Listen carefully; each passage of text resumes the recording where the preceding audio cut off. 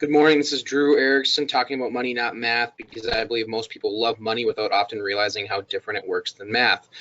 Today I'm reading a portion analyzing or highlighting a portion from this book I'm reading called Misfortune, Dispel the Money Misconceptions. Isn't it time you became wealthy? Today, the common misconception that I'm going to highlight is any and all debt is undesirable. The reality is some debt, when managed wisely, can be desirable. And I think one great quote from this that I'm going to pull that he uses is, "It is only the view from where you sit that makes you fear defeat. Life is full of many aisles, so why don't you change your seat?"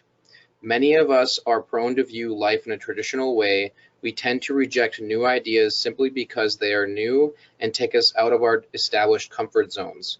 Often we excuse ourselves by saying, I guess I'm just from the old school.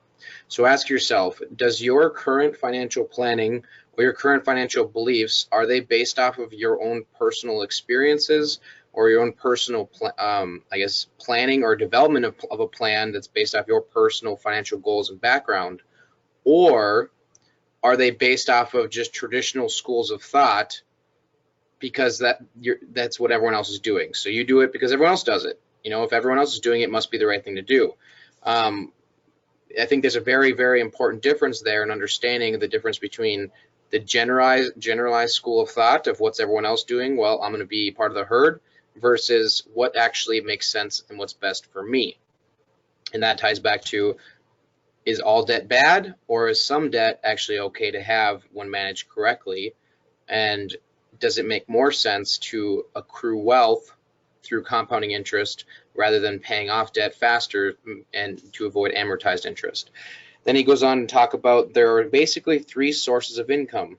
Humankind at work is one, money at work, and charity. Americans spends hundreds of thousands of dollars attending colleges and universities in the pursuit of knowledge. Most hope to apply that education in a professional endeavor which compensates them monetarily for the unique knowledge and abilities they have gained and continue to cultivate. Many are guilty of spending a tremendous amount of time learning how to earn money, but don't take enough time learning what to do with that money.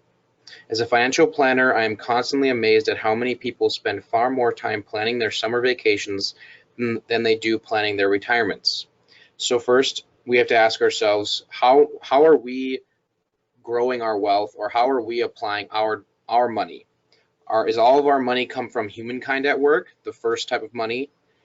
Is our money coming from money at work, right? The great thing about money is it never sleeps. If you have your money working for you, that happens around the clock at all times.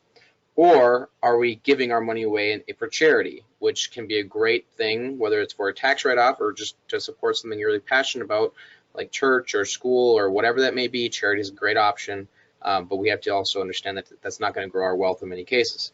So the last part of that, I think, is a huge question to ask ourselves. I'm going to repeat it. I am constantly amazed at how many people spend far more time planning their summer vacations than they do planning their retirements. So ask yourself, do you spend more time every year planning your vacations, or do you spend more time planning for your financial future? And then the last point I'm going to highlight is the one he talks about, about many are guilty of spending a tremendous amount of time learning how to earn money, but don't take enough time learning what to do with that money. So it goes into, since the day we start going to school, we are told you have to be successful in school to be successful in life.